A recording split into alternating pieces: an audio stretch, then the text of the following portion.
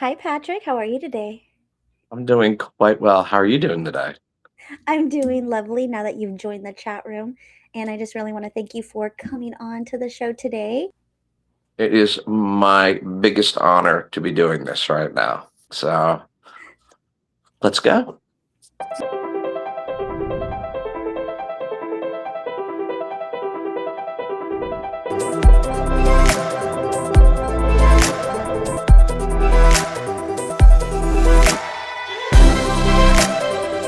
Everybody, welcome Patrick Reid to the show. So, today we're going to be sitting down and talking about what it was like to grow up in the Hollywood lifestyle. I feel like we're one of the last generations to be able to fully indulge in that creative atmosphere. I come from a background with a Hollywood family. So, tell me a little bit about the start of it all.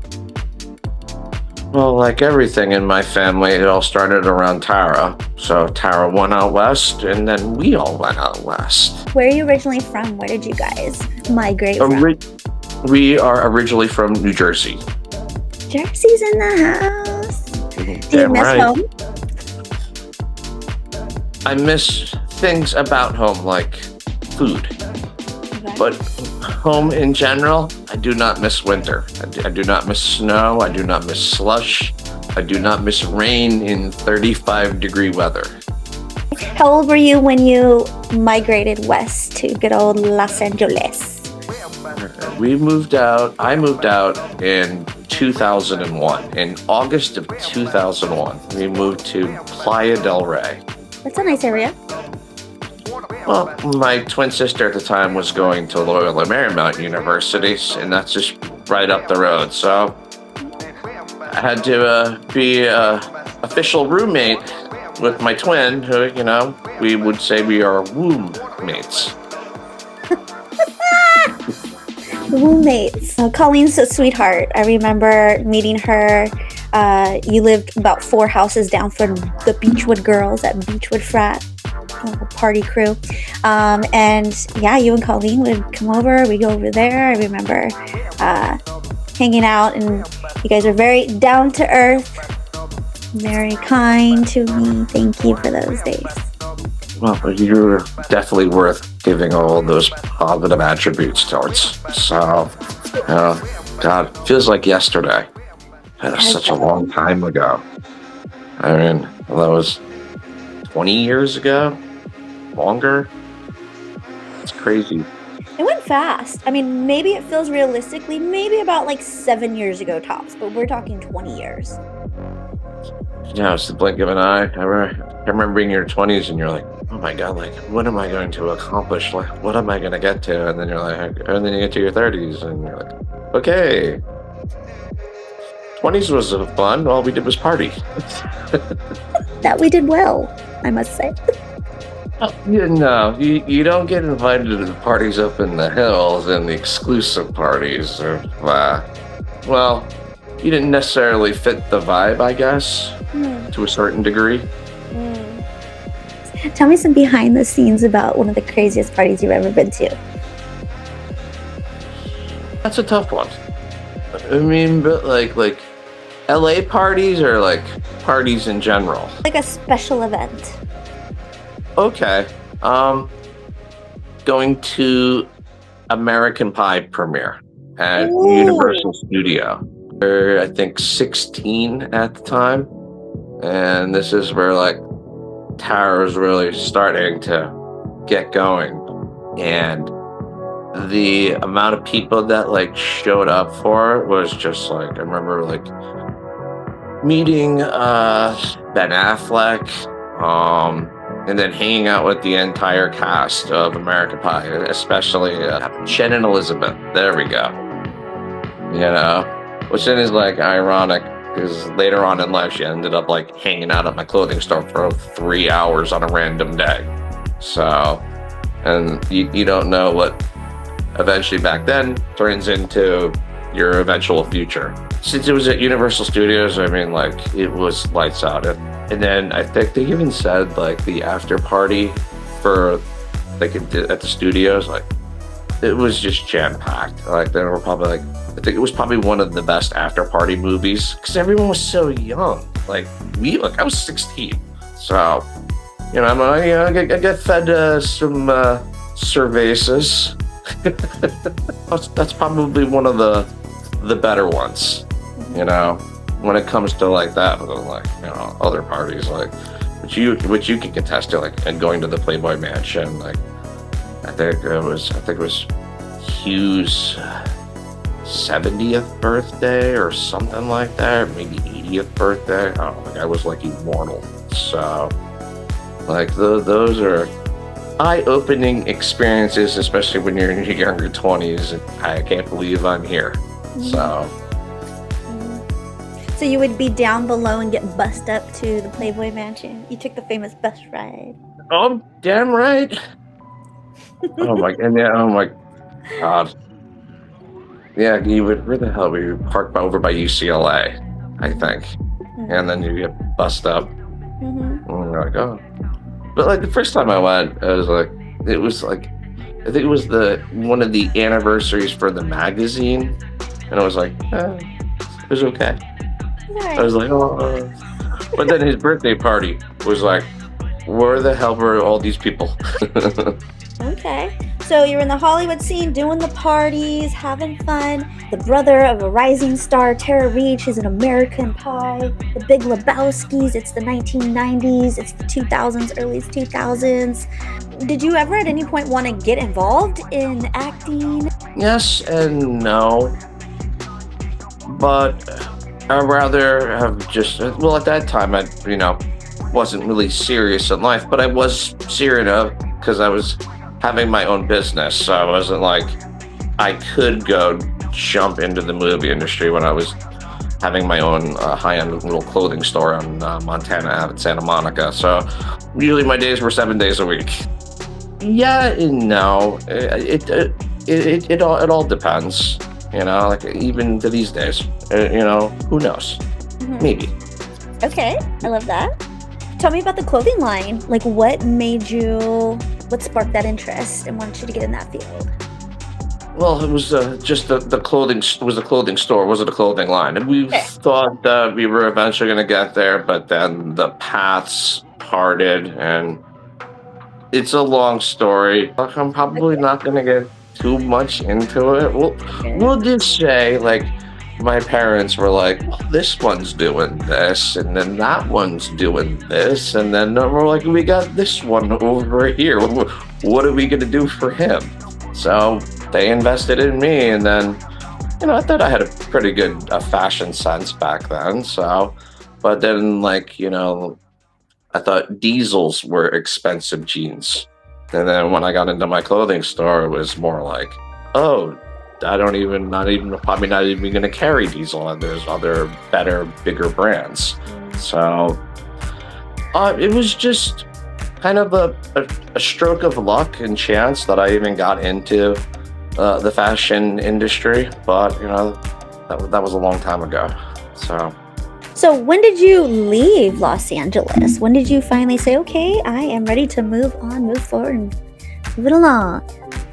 I moved out in 2011. Interesting time period. During that time period, a lot of people were going through a rough time after the 2008 housing crisis. So, ended up having to take a little bit of a beat down. And then once I sold my place, it was just time to get out there. I was going out too much, and there was no direction. So after 10 years, a decade in LA Hollywood, it was time to see other pastures. And I was still young at that time. I think I was around maybe 30 when I left. Went to San Diego for a little bit, and then I helped my parents move from LA then to out in the desert by Palm Springs. Helped them get settled in, and then decided to move over to Hawaii for a little bit. I lived over in Hawaii for 2 years. Tell me about your favorite thing about Hawaii and living there. Probably generally it's the people. They just have what they call the aloha spirit. They're there's a lot of tough bastards. Some of the areas that I went to, I would go into places where, well, we'll just say if you were with certain people, you would probably be, you would stick out. So, but mainly like poke. Can't go wrong with that. Or the shrimp chunks up in North Shore. One of my favorite things was a sandwich, an ahi tuna sandwich. Like that and like malasadas. Malasadas are like their donut versions. Okay. So, that was really good, but it was really expensive and hot. Very, very hot. Really? It made Florida look kind of cool at times. Whoa. So you were in Hawaii for 2 years. What was your next location that you migrated to? Back out to the desert. Hawaii wasn't also the correct direction, but it was for the moment. And I left there with what I came with. So it turned into more of a wash type situation. And then my parents were not starting to feel so good. So I ended up moving back in with them to take care of them until, their time came up.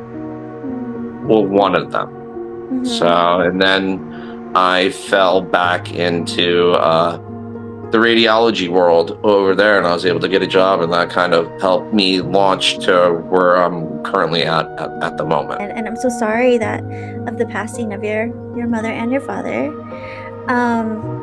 Thank you. What is one of your favorite moments that you think of when you think of your parents? A lot of them. What are they?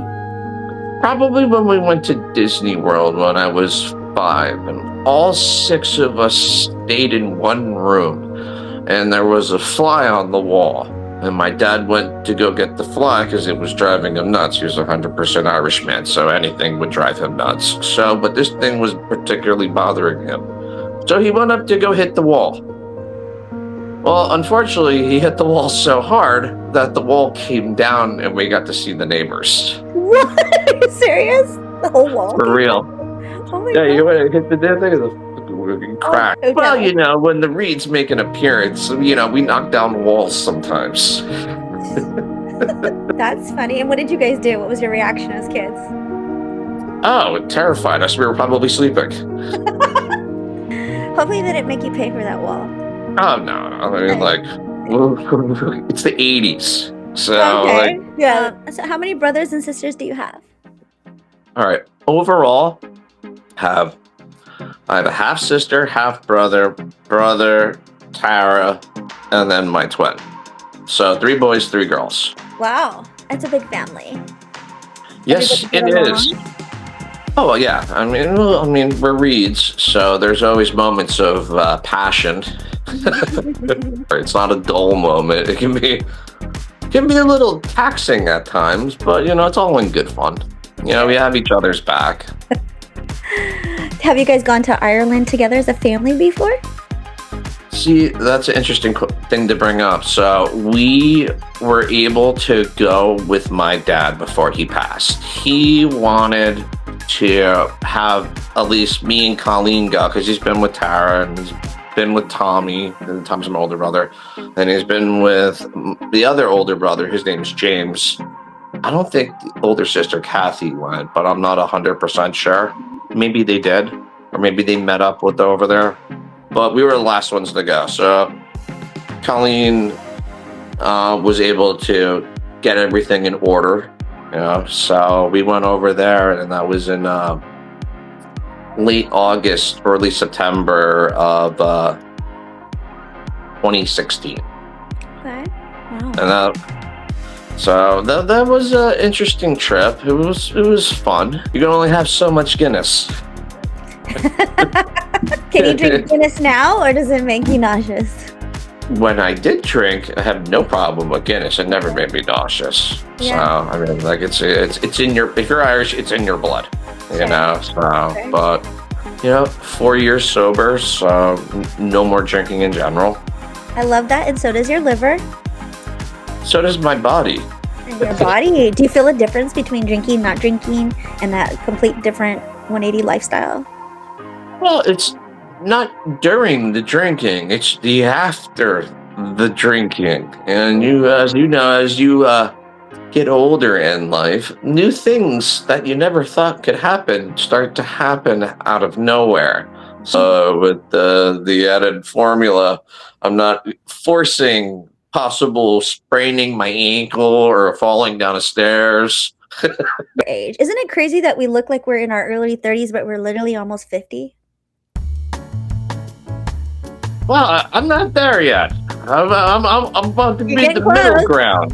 No, I'm you're about to close. be the middle ground. What's No, in the 5 middle? years is You're gonna 5 be years. 46, right? Aren't you gonna be 46? No, Oh no, that's I'll me. be I'll be 45 in November. I'm an 81 baby. Okay. You're That's where like right there, the right 80 beside me. the 81 babies, they're like literally the lost in between generations because they're really not Gen X and they're really not millennial. Yeah, I mean So it's that's 80s too. Same with us. 77 to like let's say 85. 83 Like something. I saw that. that because like you have like older 80s babies, so you're like No, that's not we me. didn't have participation trophies. You got first, second, and third, or that was it. Yeah. But I mean, like, really though, how does it feel to be part of the last generation? We're the bridge generation, right? We had no electronics, and then we did have the electronics, and then here we are building codes on MySpace at like 25 years old, maybe 24, maybe younger. I Well, can't remember exactly, but well, I mean, it's like we're like the Nintendo generation, the Atari to Nintendo. And it was like a complete difference maker, and the quality of the imaging of all of the video graphics back then. mm-hmm. You know. Beginning But they didn't make the 80s sounds are just legendary in all movies and games and everything else. Like get that synthesizer out. Do-do-do-do-do-do. Yeah, and the music too, right? Very Complete. electronic. It was all over the damn place because you could have like a flock of seagulls and then Metallica. Yes. So I mean, Yeah. and then the melting with pot. hip hop and everything else and R&B, like it was the 80s and 90s, good times It for the really most part. was. We're so far. We've come a long way. We're in the future. You know that, right? We're in the future now. Oh yeah, well exactly, but we're not almost there yet. But we're almost towards the Jetsons. The Jetsons started in 2060, and that's 30 years away. I wouldn't mind having a conveyor belt where I go get showered, and then they throw the clothes on and throw me like a protein bar You go. before I go. Would you go live on another planet if it was accessible? If it was safe, sure. If it was like the movies, like you're like, oh, it has aliens running around like in Alien and Predators? No way in the hell. Yeah, here's a one-way ticket. Why is it one way? Oh, well, no one comes back. One way, yeah. So you would go to another planet, you'd live there, but not if there were scary aliens there. Well, not if I knew that, like, the minute you got there and you died. Would you be scared of the rocket ride there? R-type technology where you would get put to sleep and then waking up. Like, if everything aligns on the technology and all that hootenanny, okay, sure. Let's talk conspiracies. Oh. Are we allowed to? We might get censored. I mean, are we allowed to have thoughts in our heads that are not censored yet? You're like, oh, I see you're thinking again. You're like, here's a $500 fine. You're like, what? Can you imagine? What? I mean, like the Tom Cruise movie. Where they have that, where they're able to like get to that person beforehand, but you never know with the way AI is going right now.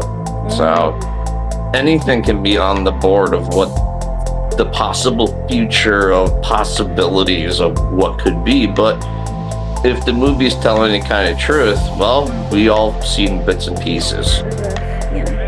hopefully don't turn out like most of them or otherwise. Well, I don't want to see Terminator in the reality. I'm drawing a blank, but what's the one movie with isn't it Will Smith? Is it like iRobot? iRobot is the scariest one for me. You're like, here you go. I hope for Bicentennial Man. All right? Robin Williams, Bicentennial Man. I want that kind of AI. Happy-go-lucky. It serves. It does this. It does everything. Does not complain. I just don't want to see someone who complains program AI and then we're probably all doomed. But is it really AI or is it something more spiritual taking over? At this point, who knows? You know, right? And are we in the Matrix? we are, could be. But then who the hell really knows? Because no one's been able to access it. And if they are able to access it, they'd already disappeared. And then they probably figure out how to come back. For myself, it's just, I just want to get to Friday each week. That's a dangerous place to be. I'm there too. It's dangerous to be there though, because I mean, as long as you're enjoying the in-between of the Mondays and the Fridays, are you enjoying it? Well, I mean, it depends on who you're spending it with. So, like me, when I'm spending it, I spend all my time with my soon-to-be 18-year-old dog. So every single waking second hanging out with her is worth more time than hanging out with people. Because eventually they'll come back around, but eventually she won't be here, and it's going to suck. So that's where I realistically make it to get home to go see her. That's a special place to be. It's true what they say, they really are emotional support animals. I mean, my little girl is about to be 14 years old, so I've had her since she was 6 weeks in her little hand, little Molly bear. And yeah, I cannot even see the day that she will not be here with me. All through all of my 30s and half of my 40s now. So that's best friend if I've ever heard of. I've never felt a love like this ever in my whole life. Never. See, with her, like, she loves me, but when I moved to Hawaii, my parents took over here, and it became my mom's dog. Really? And trying to break her away from my mom was very, very hard. Like, trust me, you've seen the dog videos on the internet when the dogs find out they're going to grandma's house and they freak the hell out. And they're like, the owner's like, why are you happy to see me? You're like, oh my, you're like, clearly, you know why. So that's where it's just spend time with her. Yeah. Ooh, what are you guys gonna do with your 44, 45? Where do you go meet people? I've met enough people. Yeah, you were big in the rave scene. You would go out to like Splash House out in Palm Springs, right? And you'd be in the middle of the crowd doing your cool dances and everything. All these crowds around. I've seen your videos and stuff. So tell me what that was like being that guy. Well, that's why there's usually only one guy, because everyone probably thinks they're completely nuts. Well, if you're feeling the vibe and you have smiles on your face and you're not bothering anybody or like going a little too out of control, but each their own, But festivals are fun, or they were fun. But you get to a certain. There's only so much mileage on your knees and your feet and your hips. You're like. Yeah, how many steps did you do this weekend? Oh, we did about 100,000. And you're like, okay, cool. I do that in about a year. Right. Did you first realize that you were getting older? Like, what was your first sign of like, oh gosh, wow, this hurts, or like, how old were you when you realized you're getting older? Probably around 2020, 2021. Oh. That year, like, we went to Cross Festival, went to Splash House earlier. I was still going out to clubs, at least, for a while. But then shoulders started to hurt, and back started to hurt, and then you get hurt at work, and then you're like, oh, I gotta choose work or I got to choose going out. You're like, one of them is going to break me. Unfortunately, you got to put your eggs in one basket at that time, and you got to choose career. So, because that's what keeps you going. Because we all love to work. Give back to society. In California, they love everything. I mean, Oh, supposedly there'll be an inhale exhale tax. There'll be a walking tax. There'll be a thinking tax. But at least you're not in Los Angeles. You're in SD, right? Yes, correct. I just put horse blinders on. I don't look left. I don't look right. I look forward, and I sure as hell don't look back, because why would you ever want to bring the back into the present? Correct. When you've already passed it. So it's the past. That's why it's called the past. And the present is a gift. That's why we call it the present. Exactly. I think that's actually the challenge, right? I think that right now the biggest challenge is people learning how to govern themselves, right? You got to govern your emotions. You got to govern your responses, right? Most people just don't care to have that self-control of governing themselves. How do you deal with those people? You let them talk. And eventually they talk themselves out. And you don't even have to respond. You just have to nod. You play neutral. You play Switzerland. I like that. Okay, continue. Good point. If there's a bit of advice that you can give out there to the world with your almost 45 years, almost November, happy pre-birthday, early birthday. What would that piece of advice be for the world? It would be to not make your business other people's business. Learn to be nicer. If you got nothing nice to say nothing at all. If you're not doing the 3 F's to a certain individual, you can't control or say anything about them. Leave them alone, let them be. Because it turns vice versa towards you, because that's called companionship to nowadays. Just learn to keep your thoughts to yourself. If someone wants to pay you for them, then you can open your mouth. That's where the whole penny for your thoughts comes into play. But now they're getting rid of pennies. So now we got to come up with a new expression for nickels, dimes, and quarters. That's true. That's true. Okay, that's great advice. 10 questions, 10 seconds. Ready? All right. What's your favorite color? Blue-green. Oh, I like that color too. Blue-green, like turquoise? I'm a twin, so it's like I like blue and green, or green and blue. I like them equally. Okay. When was your first date? How old were you? I'll be 8th grade. Okay. Jersey Shore. Go get an ice cream cone. You got an ice cream cone at Jersey Shore with your girlfriend in 8th grade? Probably. I had many down the Jersey Shore in the summertime. They're gonna see a lot of ice cream got eaten that summer. From that ice cream shop, they knew you. They saw you coming around with your little sweetie honey pies. They're like, "Oh, get these cones ready." That's funny. Okay, if you can live anywhere in the world, where would it be? Now. I don't know. That's a tough question. Do I want peace and quiet, or do I want city nightlife, or do I want a little bit of both? Well, if I leave San Diego, I would say I'd probably move to Florida. Yay! So we'll just go with that for right now. Florida's in the house. I've been to Texas. It's not my cup of tea.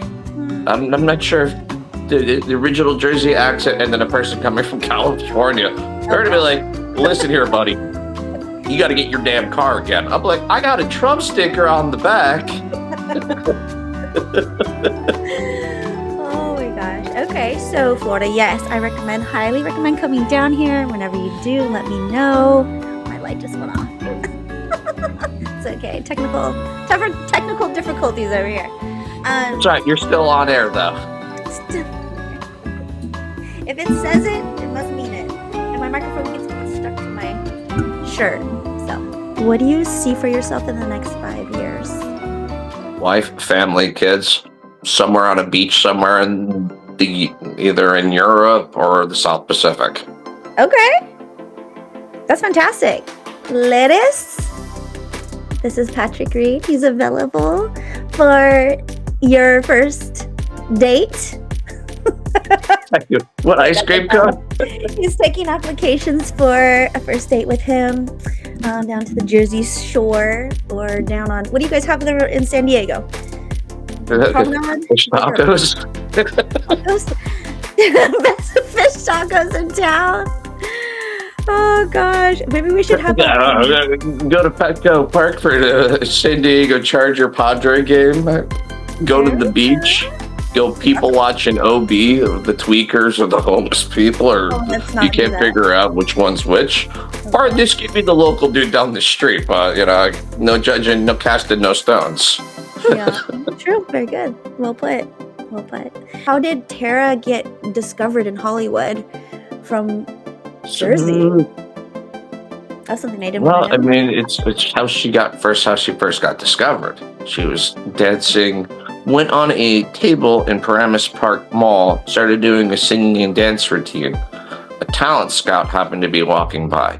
Talent scout notices that my mom is her mom. So she goes up to her, asks her, I'm going to ask you one question and one question, well, two questions.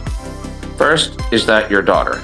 She goes, yes. She goes, no, here's the real question. Did you make her go do that? She goes, no. So from that point, Tara's beginning of her career started. Because she was doing McDonald's commercials. She did the 1980s where the flower opened up and it was the little ballerina right there. That was one of her commercials. So that's where it really, really started. But the thing that started for her, I think it was Days of Our Lives, morning soap opera. So, because I think she started doing that when she was 16 or 17. Okay. And then she was living with my aunt out in Reseda Hills, so the Valley. Okay. And so you were still over there in Jersey while Tara went out to Reseda Hills? Yep, well, Tara was 16 at that time, and I was 10. So, I really didn't have the options of choice. I moved out when I was 19.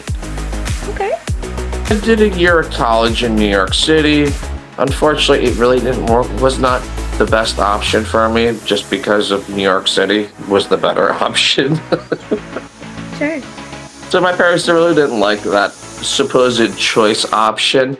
Benefited me later on down in life, but at that point, my parents were not very, very happy. So I got sent to California, and I haven't left. Except for the little stint when I lived in Hawaii for 2 years. Oh, well, I look forward to sitting down and talking to you more.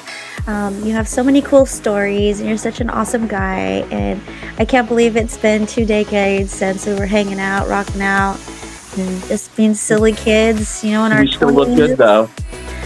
Still look good. Don't look a day older. No. I mean, we just look more sophisticated. We look like we've more got our shit together.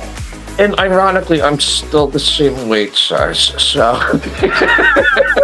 Okay, because we're healthy, happy, thriving, and living. That's all that matters. That is all that matters. Awesome. Well, thank you, Patrick, so much for coming on the show today. And we look forward to seeing everybody soon on our next one. All right. Have a lovely rest of your day. You too. Till next time.